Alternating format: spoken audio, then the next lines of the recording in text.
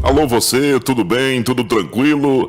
Nós estamos de volta na nossa rede, principalmente para trazer agora o Momento de Fé, que vai ser um momento maravilhoso aqui na sua rede Fan Gospel de comunicação. Eu convido você para nós fazermos uma leitura da poderosa Palavra de Deus, que nós vamos encontrar lá na carta que Paulo escreveu aos Coríntios, capítulo 11, a partir do verso 23 em diante, que diz assim: Porque eu recebi do Senhor o que também vos ensinei, que o Senhor Jesus, na noite em que foi traído, tomou o pão, e tendo dado graças, o partiu e disse: Tomai e comei, isto é o meu corpo que é partido por vós, fazei isto em memória de mim. Semelhantemente também, depois de cear, tomou o cálice, dizendo: Este cálice é o novo testamento no meu sangue, fazei isto todas as vezes que beberdes em memória de mim.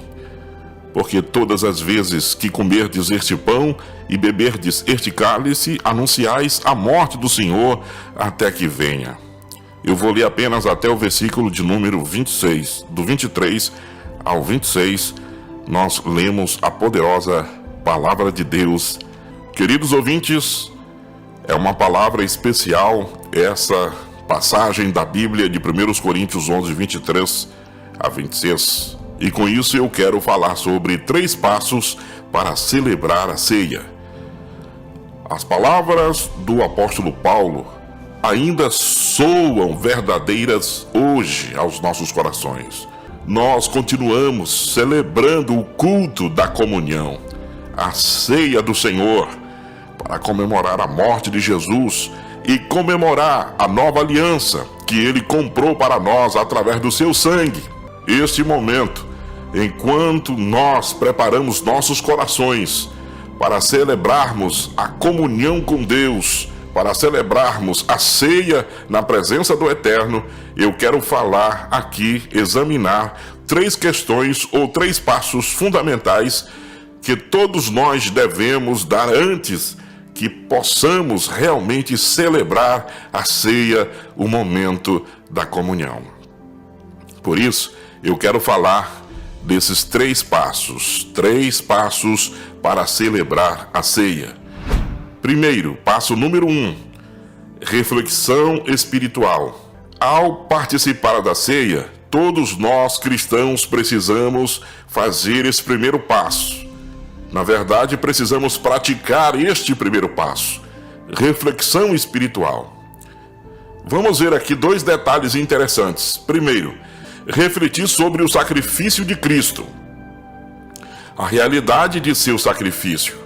É absolutamente impossível participar da ceia do Senhor e ser capaz de ignorar o sacrifício de Jesus. Ninguém vai conseguir participar de ceia e ignorar essa grande realidade. Agora, é absolutamente impossível uma pessoa participar e ignorar. Pensa em tudo que Cristo renunciou para vir à terra. Olha, Ele renunciou muitas coisas. Ele renunciou poder no céu. Ele renunciou posição no céu. Quando vamos estudar a Bíblia, nós vamos ver que também Ele renunciou a sua presença pessoal no céu. Pensa em tudo que Ele sofreu. Jesus, Ele sofreu a rejeição pessoal, o abandono pessoal. Ele veio para o que eram os seus, mas os seus não quiseram, os seus o rejeitaram. Abandono pessoal, abandono físico, fisicamente, morte brutal, a razão para o seu sacrifício. Por que é que Cristo fez tudo isso? Ele fez tudo isso porque Ele estava provando o seu amor para conosco, em que Ele morreu por nós, sendo nós ainda pecadores. É o que relata lá em Romanos capítulo 5, versículo de número 8. Por isso, a gente precisa entender que o primeiro passo para nós celebrarmos a ceia é essa reflexão espiritual. E principalmente refletir sobre o sacrifício de Jesus Cristo no Calvário. Mas em segundo plano, nós vamos ver que nós temos que refletir sobre a nossa vida pessoal. Existe esse ponto interessante também. refletir sobre a nossa vida pessoal. Como é que Cristo transformou a minha vida, a sua vida?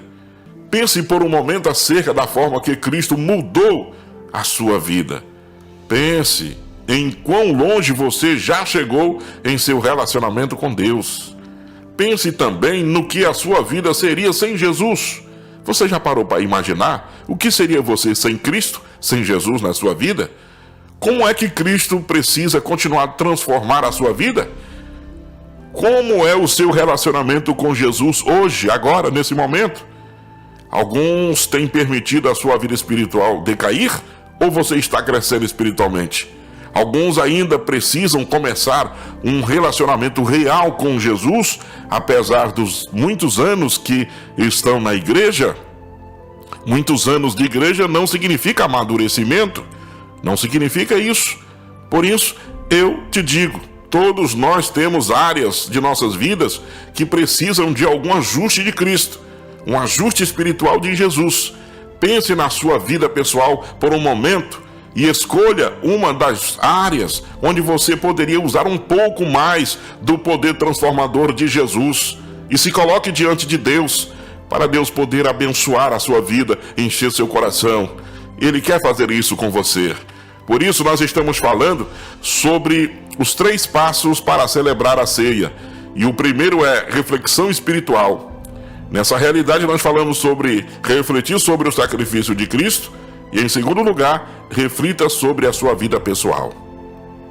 Segundo passo para celebrar a ceia, libertação espiritual. Sua necessidade pessoal de libertação. Cada pessoa carrega uma bagagem espiritual. Toda pessoa tem algum problema ou uma área em sua vida que o oprime, que o hostiga. Eles são os verdadeiros espinhos da carne, como Paulo sofreu.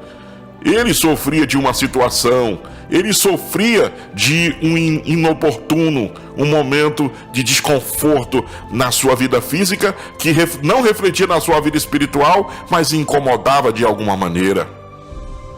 E ele orou 3 vezes para tentar se livrar daquela situação, mas o Senhor respondeu: a minha graça te basta. Porque toda pessoa tem algum problema em alguma área que o oprime. Mas isso não significa dizer que você está morrendo ou que você está escravizado no sentido espiritual. Na verdade, você está liberto. O segundo plano é libertação espiritual. E essa é o segundo passo de como vamos celebrar a ceia do Senhor. Sua necessidade pessoal de libertação. Somos libertos. Alguns exemplos reais. Nós vamos ver durante a história alguns que não podem escapar da dor do passado. Alguns que não conseguem se recuperar totalmente do peso da culpa do passado e até mesmo da sua própria consciência. Algumas pessoas que não podem romper com os pecados habituais. Infelizmente, existem esses detalhes. Mas eu quero dizer que alguns que não podem viver à altura das expectativas irrealistas espirituais. Mas na continuação da palavra e da mensagem, eu quero dizer para você que as barreiras para o crescimento pessoal e espiritual é falta de demanda. Não há expectativa para crescer. Não tem demanda, não tem projeto, não tem expectativa. Falta de desejo, não há razão para crescer. A falta de disciplina, não há tempo para crescer. A falta de determinação, não há capacidade para crescer. É por isso que nós precisamos entender esse segundo passo, que é a libertação espiritual. Primeiro, sua necessidade pessoal de libertação. E número 2, Cristo lhe oferece a libertação. Cristo oferece o ser liberto. Cristo já pagou o preço. Lá no Evangelho de João, no capítulo 8, 36, portanto, se o Filho vos libertar, a Bíblia diz, verdadeiramente sereis livres. A morte e ressurreição de Jesus liberta você de tudo o que te prende e te traz de volta à vida. Cristo lhe deu o perdão das coisas do passado e agora é hora de dar em liberdade. Cristo permite que você viva abundantemente. Por isso Cristo não morreu para libertá-lo, para permitir que você viva abaixo do seu nível de bênçãos. Ele tem mais para nós na vida, mas nós não nos contentamos com muito menos. Eu quero te dizer que em João, no capítulo 10, o versículo 10, a Bíblia diz: o ladrão vem senão para roubar, para matar e destruir. Eu vim para que tenham vida e a tenham em abundância. Jesus quer o melhor para a sua vida. Por isso, seja liberto, que Ele quer concluir a grande obra que Ele precisa fazer no seu coração. Em terceiro e último lugar, renovação espiritual. Nós estamos falando de 3 passos para celebrar a ceia.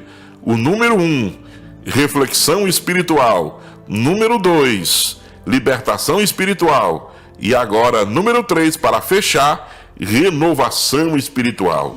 O desejo de Cristo é transformar a sua vida. Esta palavra em 2 de Pedro, no capítulo 1, versículos de número 3 e versículo 4, diz a Bíblia: visto como pelo seu divino poder nos têm sido doadas todas as coisas que conduzem à vida e à piedade, pelo conhecimento completo daquele que nos chamou para a sua própria glória e virtude, pelas quais nos têm sido doadas as suas preciosas e muito grandes promessas, para que por elas vos torneis co-participantes da natureza divina, livrando-vos da corrupção das paixões que há no mundo. Então aqui nós vemos nesse texto que ele vai falar do desejo de Cristo é transformar o nosso coração. Jesus, ele quer fazer isso conosco. O Espírito Santo quer transformar. O Espírito Santo quer trazer uma renovação completa em todo o nosso ser. Cristo nos chama a uma vida de retidão. O Senhor Jesus te chamou para uma vida de retidão. Para isso é preciso reconhecer o chamado da justiça. Também, por outro lado, vamos ver que é preciso atender o chamado da justiça. E, finalmente, você precisa agir sobre o chamado da justiça. São essas 3 coisas importantes. Então, nós estamos vendo que, em terceiro lugar, renovação espiritual. O desejo de Cristo é transformar a sua vida. E número 2, a escolha é sua. A escolha é sua. Por que a escolha é nossa? Porque Ele não interfere nas nossas decisões, nas nossas escolhas. É nós que decidimos. Ele nos fez assim, com livre-arbítrio. Você é o único que pode escolher para si mesmo. Ninguém pode escolher por você. Não são as pessoas que estão escolhendo por você. É você que escolhe por si mesmo. Esta é uma decisão totalmente pessoal. É sua, é minha.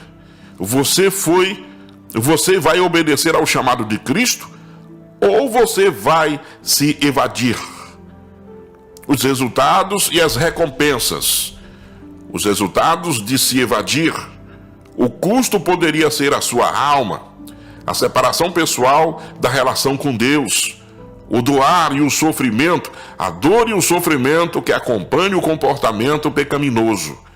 Eu quero te dizer, o vazio que assombra o âmago do seu ser, as recompensas de servir e obedecer, eternidade no céu, bênçãos espirituais da comunhão com Deus, o poder, a presença e a provisão de Cristo em nossas vidas. Diariamente o Senhor vai estar conosco fazendo esta grande obra em nossos corações. Nós vamos ver também o privilégio sagrado de ser chamado filho do Deus Todo-Poderoso. Por isso, nós estamos chegando ao final desta mensagem humilde e simples, mas que é a poderosa palavra de Deus ao seu coração. Quero concluir dizendo: ao chegar na mesa do Senhor Jesus, no momento da ceia, presta atenção nessas 3 questões importantes que nós iremos falar. Você tem refletido adequadamente na morte de Cristo e do dom da graça em sua vida? Segunda pergunta: você já experimentou a libertação espiritual e a liberdade em Cristo que você precisa? E em terceiro, você tem uma necessidade de renovação espiritual nesse momento da ceia? E eu creio que sim, evidentemente, Creiamos que sim, que temos essa necessidade.